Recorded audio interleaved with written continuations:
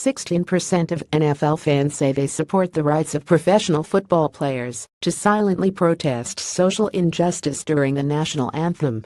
Specifically, they insist Donald Trump is wrong to urge league officials to fire protesting players. That's according to a new Reuters Ipsos poll on the controversial issue that Trump has elevated to weird cultural war status in recent days.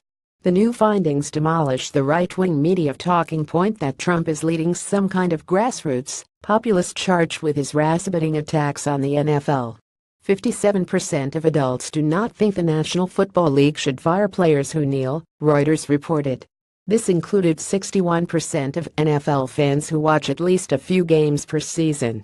Additionally, 53% of Americans don't think it's appropriate for the president to comment on how the NFL and its players conduct themselves during the national anthem.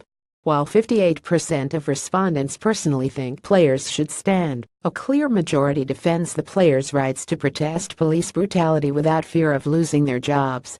Significantly, in the last year there's been major public opinion movement on the NFL issue, and its significant movement in support for those political protests about inequality.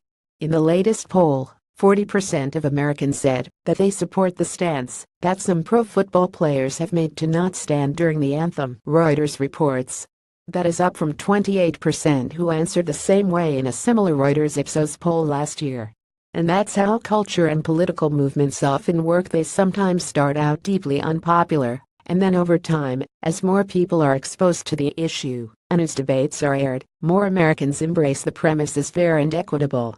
That's exactly what's happening with the NFL protest debate. Meaning, based on the current trajectory, if there's polling done 1 year from now on the issue, it's likely that a majority of Americans would support the movement to stage silence political protests. What's so astonishing about Trump's decision to wage war with the hugely popular NFL is that the issue of the protests had been simmering for over a year. And for the first 2 weeks of the current NFL season it had been of minor public attention as just a handful of players conducted silent sideline rituals in hopes of raising social awareness.